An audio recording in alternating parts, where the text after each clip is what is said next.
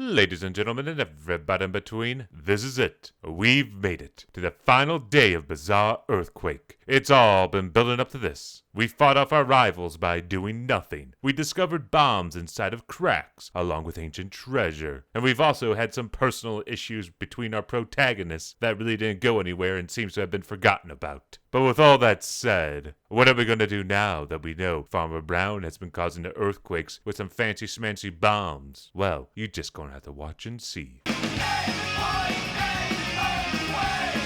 That's what we need.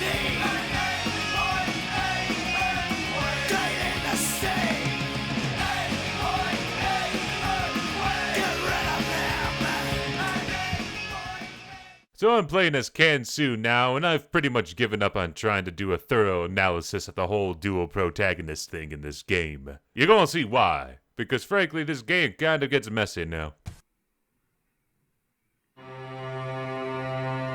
Yeah, the rival cybermetallurgists are gone now. You would think, and this is just me trying to be a rational human being here, you'd think that Kansu and War would tell them about what's going on here. They'd be like, oh my god, Farmer Brown has seismic bombs, dudes. Like, get the popo or something. But no, they just leave, and Kansu's like, yes! Oh my god, they're all gone. My rivals are gone. I have won. What'd I win? I don't know, I'm just an asshole who hates other seismetologists. Yeah, character motivation. So without telling anyone what they're up to, our heroes go to Farmer Brown's house. Which sounds pretty dumb to me. They're not telling anyone about what they're doing part. Because if the man can make seismic bombs, you think he probably owns a gun and doesn't like trespassers. But oh well, we're here now and oh my god, Kansu's clubbing. Oh, this game. What a wonderful world.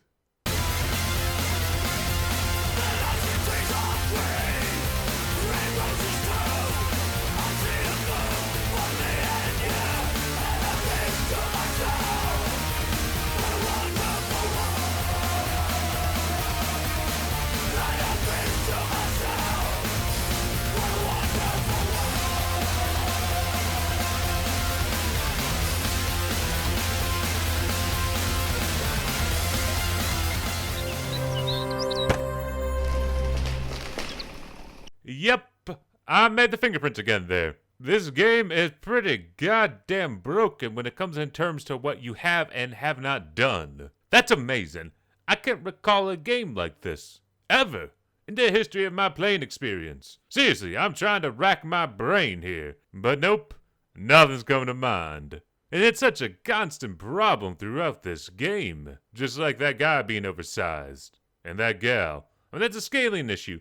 This is stuff that just happened while I was hanging out on Farmer Brown's farm trying to figure out where the hell I needed to go. And actually it wasn't too hard to figure out. There's a bush. I got past it. And it was a secret entrance to some underground lair. Because pretty much Farmer Brown's a James Bond villain at this point. So here we are deep down in the bowels of Farmer Brown's secret lair. And all we gotta do is click on a button and the doors unlock. Yeah. Talk about really fancy-ass security down here for this secret lair. Just any old person can press a button. Doors unlock. Why the hell did they even bother? Now here's where things get messy. Because, believe it or not, when you swap between characters, guess what happens? Stuff just starts fast-forwarding. Oh my god, this whole climax is completely botched because I just wanted to swap between characters. And you're gonna see it all, folks. I have no idea what the hell's about to happen here. But I do know there's an FMV scene that's very worth seeing, so stick around for that. So I first played around as Kansu. I couldn't figure out what I needed to do, so I was like, oh, I'll swap over to Boar. And then some stuff happened.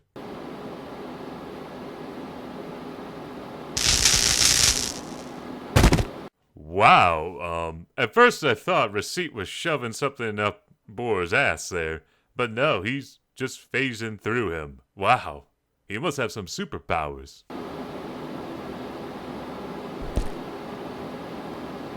I do enjoy that throughout this game, in lieu of animation, we just get fade outs that you can clearly see, well, what's faded out.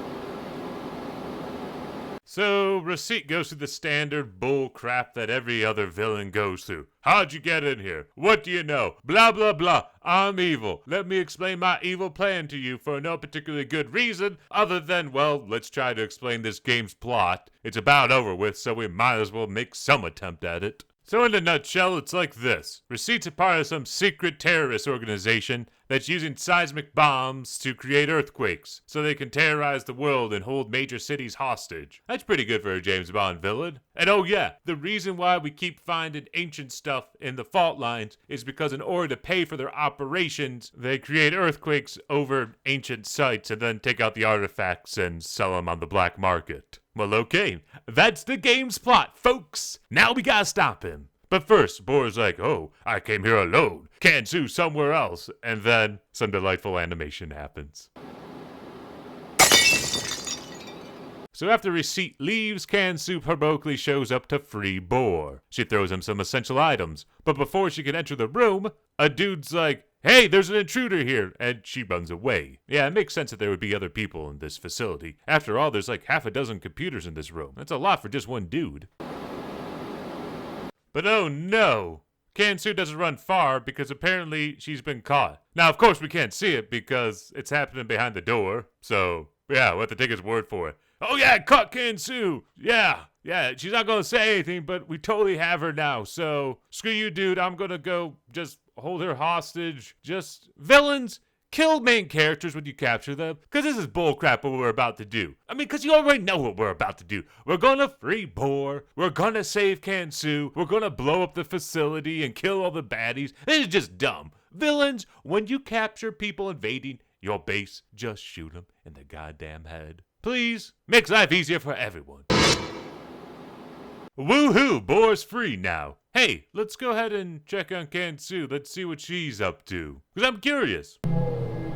Well, looky here, folks. We got a panel that's straight out of Star Trek The Next Generation. That explains how they can produce these seismic bombs. They're from the future. So evil scientist dude proceeds to spill the beans about everything that's been going on, just like Receipt. And speaking of Receipt, this scientist guy and Receipt are the only two dudes in this entire facility. Pretty amazing that two guys can run all of this. Well, unless everyone else is on vacation. But anywho, after chit-chatting for a while and regurgitating information for us, Boar shows up. As you'll recall in the last video, I was like, this game pretty much plays itself. And yeah, you're witnessing it right now. Boar shows up out of nowhere, saves Kansu, and Kansu's like, wow, you're awesome, Boar. That's amazing what you did. Okay, let's go try to blow up this facility now. And Boar's like, cool, we'll split up, because I don't think the programmer could have managed to have one following the other.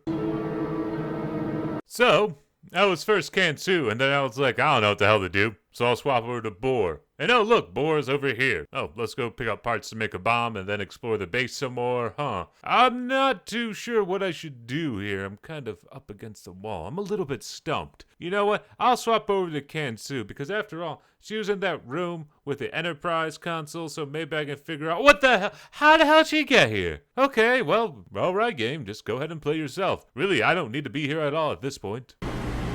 So now I'm Kansu. I have no idea what the hell to do, but I clicked on some console, and oh look, there's a puzzle here. A genuine, bona fide puzzle. My god, it's been so long since I faced a puzzle in this game. But yeah, it's basically do math. Oh look, we have a way out now, because we couldn't use a front door for reasons that I'm sure are explained in the text, but I didn't really read it. I'll just say, Receipts guarding the entrance. Yeah. We'll go with that. So now we just gotta plant the bomb and escape.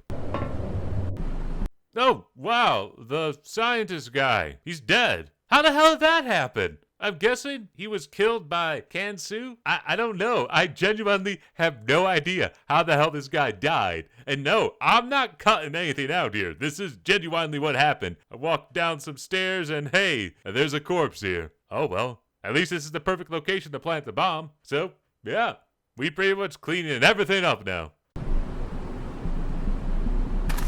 And conveniently too, the scientist on his corpse had a remote that sets off these bombs. So, let's think about this, folks. Their plan was to escape from this facility and to blow it up by using the seismic bombs, but they didn't have any way to detonate the bomb. So it's pretty goddamn lucky that there's a dead corpse down here that has the exact item we need in the very location that we need it. Now that's just lazy puzzle design, folks. But hey, let's relax here for a second, because we're at the end of the game. That's right, I did absolutely nothing, but hey, I'm rewarded with this FMV scene that we're about to enjoy together.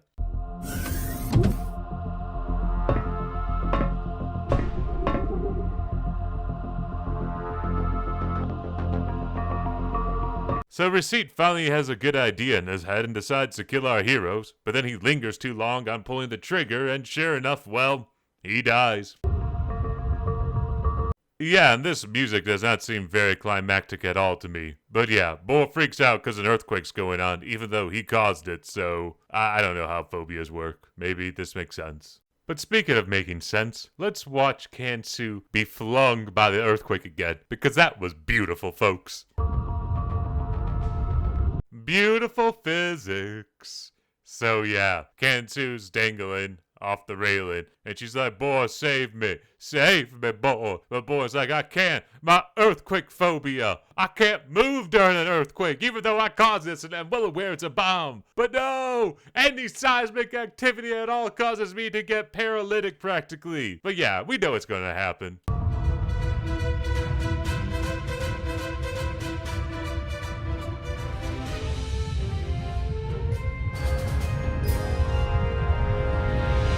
Oh, the silky smooth animation. She just gets up on the railing during the earthquake and like doesn't fall off. Oh, then when she was standing and flung her almost half across the map. Oh my god. None of this makes any sense.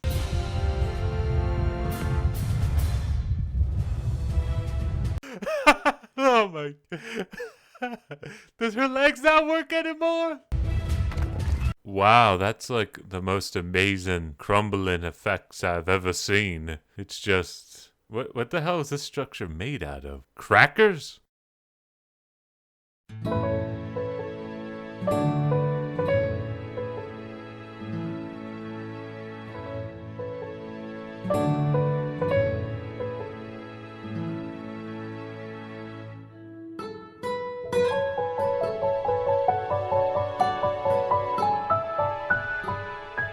So they do at the end. What the hell did I just play? Words, I don't know, man. I'm sure I have something to say, but good lord. You saw it? You saw what Bizarre Earthquake was. A very bizarre and very strange game. I can't say I recommend it, but I can say if you want to check it out, by all means do so. This game's cheap as hell, and is a bizarre experience that's really unlike any adventure game I've played in quite some time. Now, I'm not sure how much of that's intentional, but still, it's a very unique experience, so if you think you can put up with a lot of the bugginess of this game, but then again, this could all be fixed now because there has been a patch, then by all means, go for it. I won't be stopping you. Subscribe! But wait, ladies and gentlemen, and everybody in between, I have some bonus content for you. That's right, the original demo, or freeware version, of Bizarre Earthquake. Basically, it's an intro of Bizarre Earthquake with some mild differences. Number 1, Boar has a mullet and looks kinda chubby. And 2, Boar is an American. And 3, there's actually a lot more backstory involving Boar and Kansu and their relationship.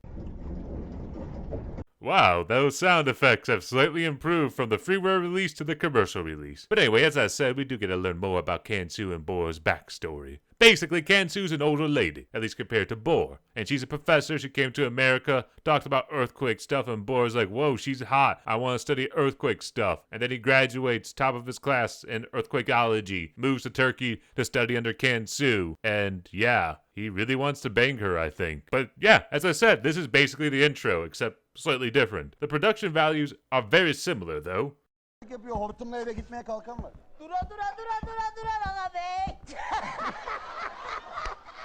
Yeah, that's just really weird. But hey, look, we're in the hostel, and there's some framed anime here. But yeah, as I said, and I keep saying, it's the intro, but different. So yeah, the demo pretty much ends as Boar goes up to his room. So, woohoo.